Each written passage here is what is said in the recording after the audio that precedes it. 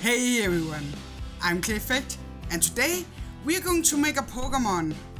My favorite Pokemon, in fact. I've had this Sandshrew for about 2 years now, standing on my desk, and even though I really still do think he's adorable, I think I can do a lot better. But this Sandshrew is special. His name is Gale, and I'm also going to tell you the story about him and a little bit about Pokemon and the Sandshrew. All while I sculpt our new little fella. There's technically not going to be a Sandshrew but a Sandslash, but there's also going to be some Sandshrews I'm going to show you. All in all, this video is going to be a weird combination of can I do it better / Pokemon / story time. So without further ado, let's just get started.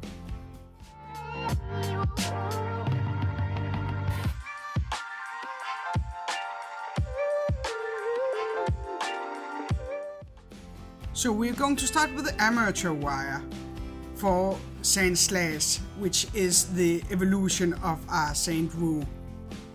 Sandslash is sort of this hedgehog type Pokemon that is brownish yellow, really cute.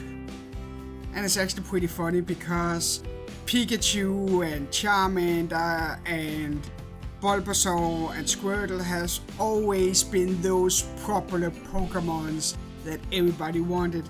But for me, it has for some reason always been Sandshrew and Sandslash I fell in love with.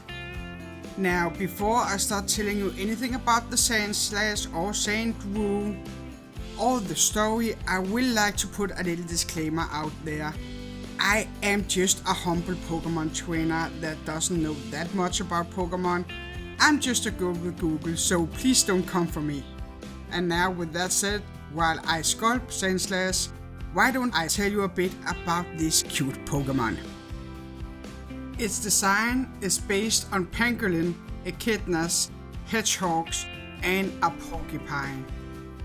And no, it didn't take me 1,000 takes to pronounce those words sort of correct. I'm sorry if I butchered them, but I really did my best, guys. You got some weird animal names. But I think we can already now agree that Sandslash is definitely an interesting Pokemon. Much of the sculpting was also way out of my comfort zone. Usually I pop an eye in and then a shape around it. But this time, because Sandslash has these very big defined eyes, I had to sort of press the eye in instead of just placing an eye. Though I have to say, I had so much fun making this sculpture, just switching things up a bit and make something different. Speaking of difference, there is actually 2 different kinds of Sandshrew and Sandslash. There are the Alolan Sandshrew and Sandslash, which is an ice type, and then there's the original Gen 1, which I am making, that is a ground type. But even though Sandslash is a ground type, its most prominent feature and weapon is actually its poisonous claws that it has. It uses these claws to bury down underground. The claws and the fact that half of its body is pretty much spikes makes it a formidable opponent, even if it doesn't curl up in self-defense, which is a trait both Sandshrew and Sandslash has. Now for the Sandshrew, the baby version of a Sandslash, it is pretty much the same. It is just less spiky and its claws are not that impressive yet. They are both in the Pokemon Mouse category, which puts them in the same category as a Rattata or a Pikachu or a Raticate or a Raichu.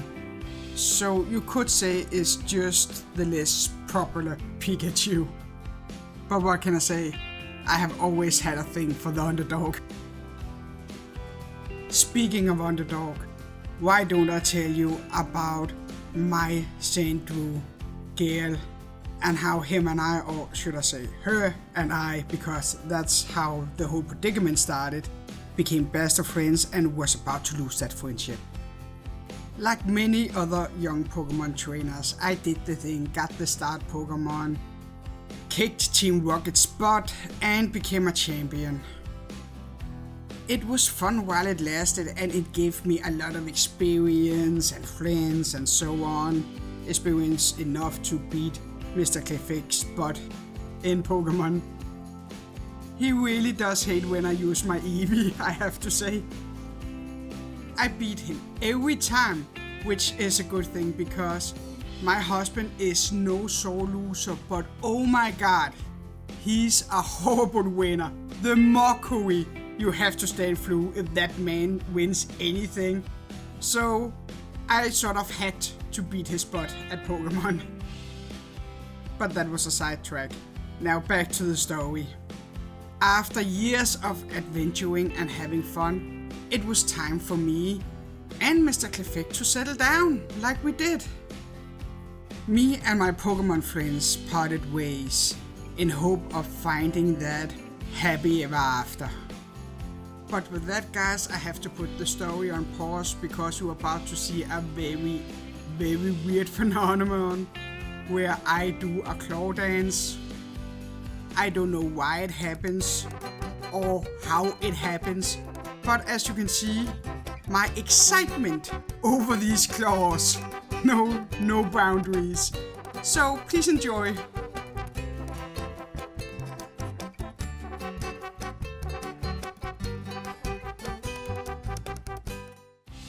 And back to the story. A couple of years after me and Mr. Clefairy had settled down, I was contacted by our local town professor, Mrs. Clarissa. She asked me if I could be interested in adopting a little Sandshrew. His trainer had returned him because he was way too gentle at heart and too pacifistic to even want to lift a claw in a fight. And with me being me, of course I said yes.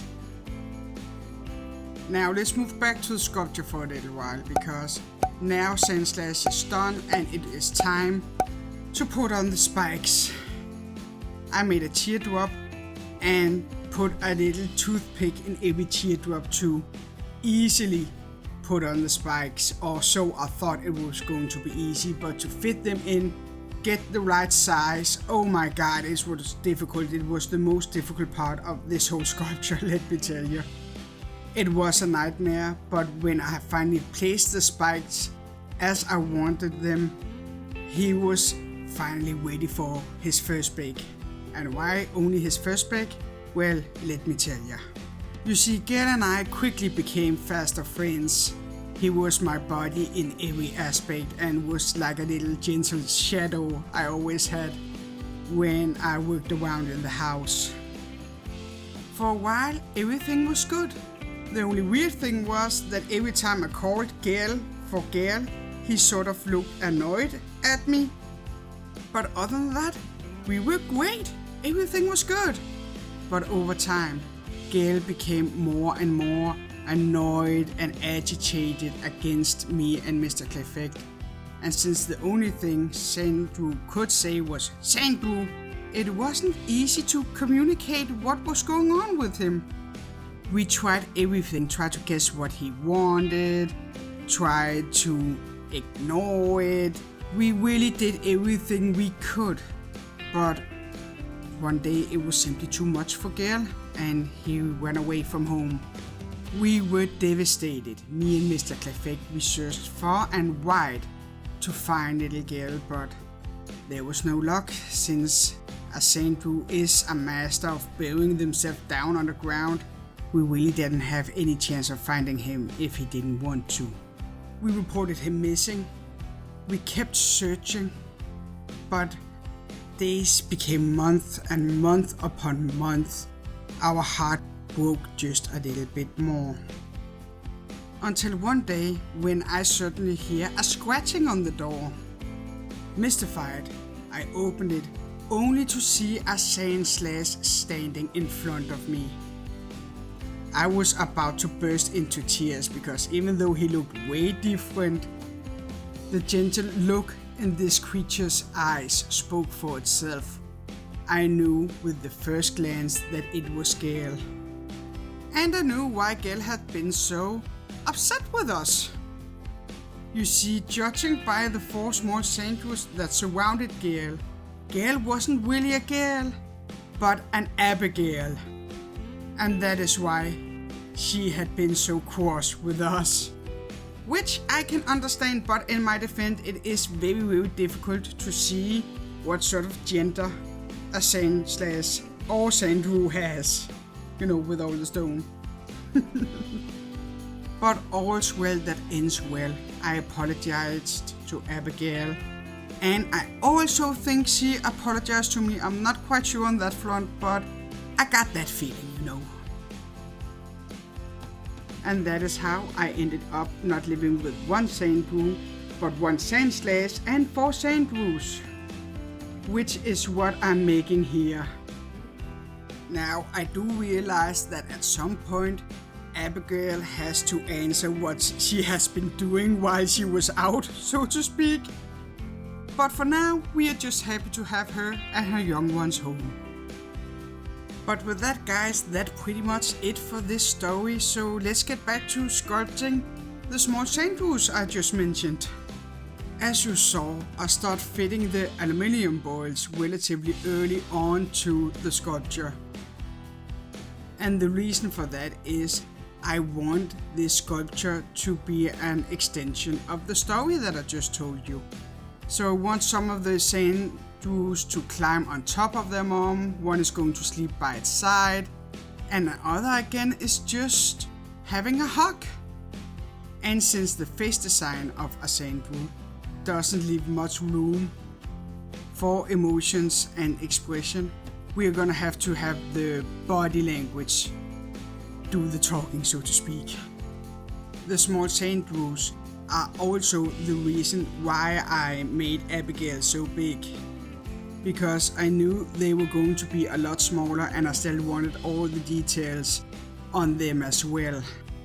Now, we do know Abigail's name, but we don't have any names for her young ones. If you have any idea and want to help me figure it out, please leave it down in a comment below.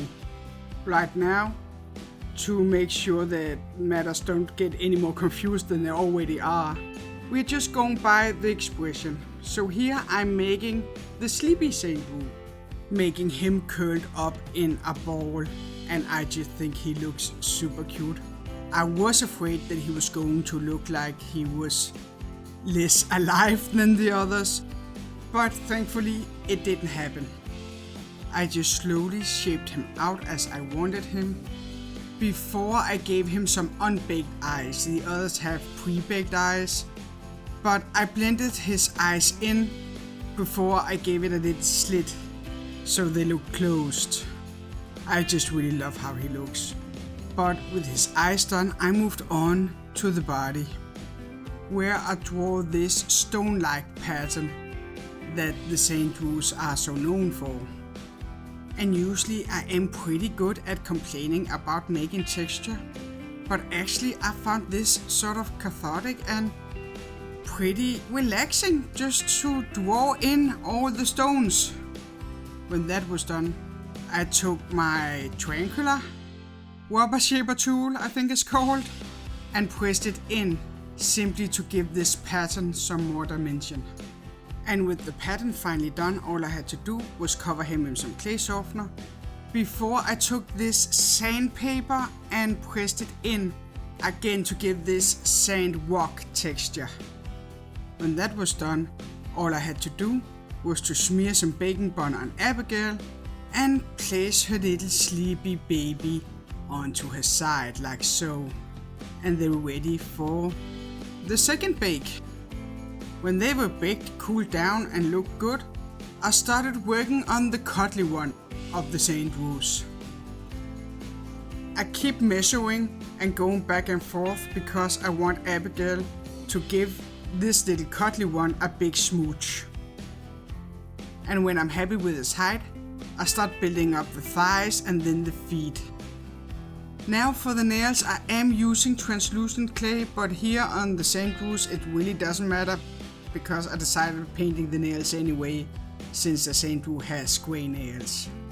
But with his feet on the place, all I had to do was placing some snakes of clay on the side and smooth them in, and just like that we had arms.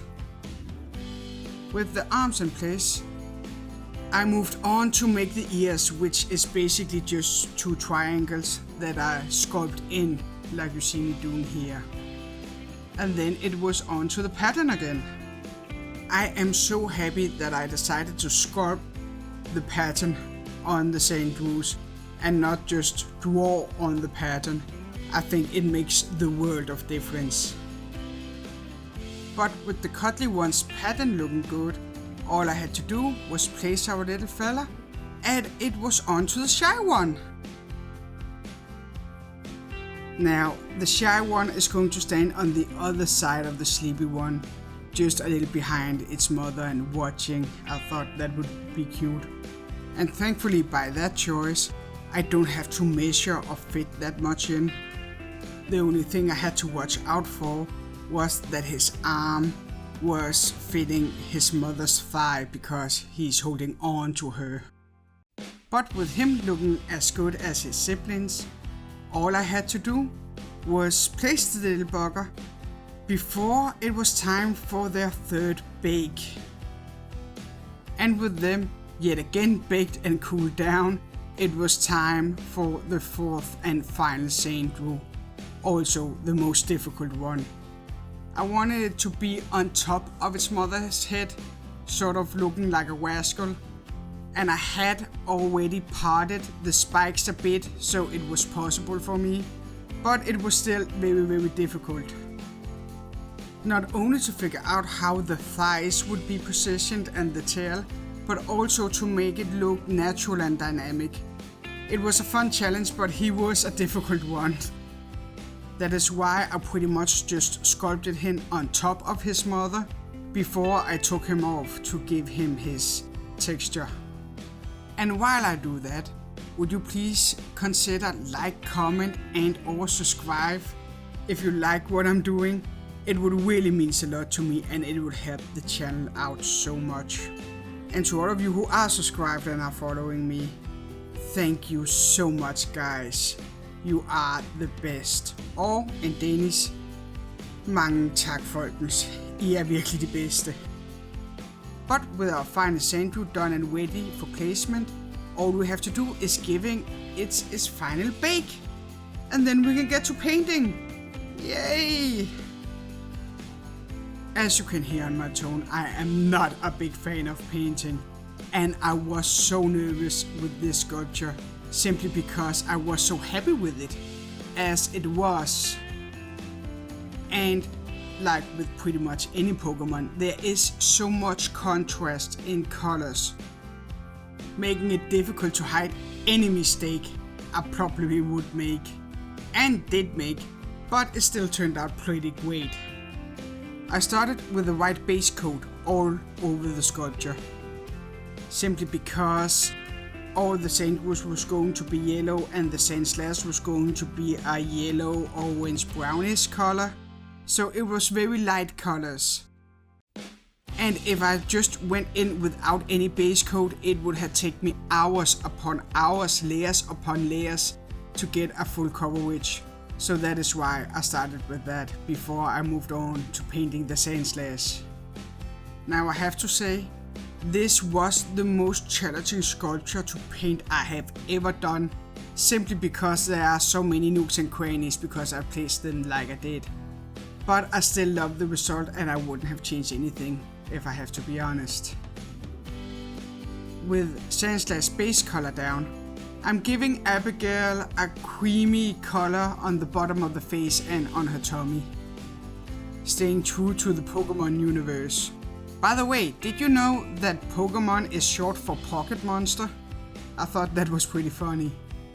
Now with Sandslash's body painted, I started painting the spikes with a very dark wash in between, simply to give more dimension and shadows. I used that same wash on every indent in the pattern of the Sandshrews.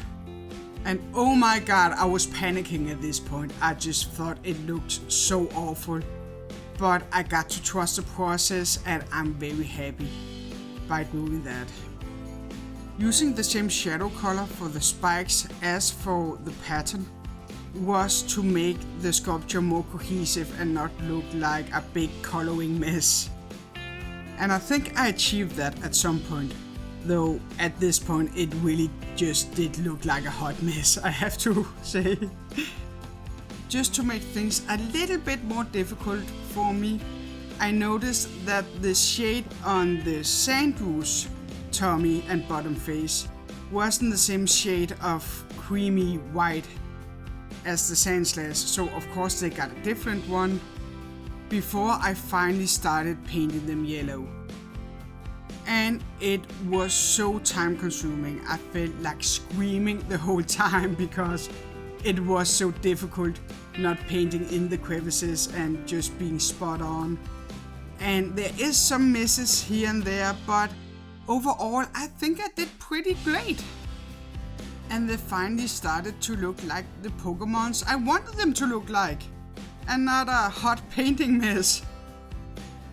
To keep my sanity, I switched things up a little and started cleaning out Sandslash's claws, before I yet again dived into the paint and painted the young one nails grey. With almost all body parts looking somewhat decent, it was on to the eyes. I painted them a dark blue before I went in and painted the top black and wet blended it in the middle of the eye. Tried to stay as true as I could to all the reference photos I looked through. And I have to say, I am so happy with the result. The eyes are really the big difference in this sculpture. And even though it took twice as long as I had planned, it really paid off in my opinion. With all of the eyes blended and looking good, all I had to do now was simply to give a little light to the eyes. Highlight, that is. It was pretty difficult to paint a completely round circle into the big eyes. The smaller eyes I simply used a ball stylist. But I think I managed, and I actually am very happy. This might be my favorite sculpture so far. But what do you think? Do you like Pokemon? Do you like this Pokemon family concept? Do you want to see more of it? Please tell me down in the comments so I know what you like. And with that is pretty much it for this sculpture and it for this video. Thank you so much for watching. I am a very big fan of this sculpture, not even just because it's my favorite Pokemon, but just in general I think it came out super great. But again, let me know in the comments if you like this sort of content. But with that being said, guys, it is yet time again for me to sign off. I hope to see you next time, but if you can wait until next time, then why not click on the square to your right? Then you're going to see me try to turn my dog into a Pokemon. It's great. But until then, guys, bye!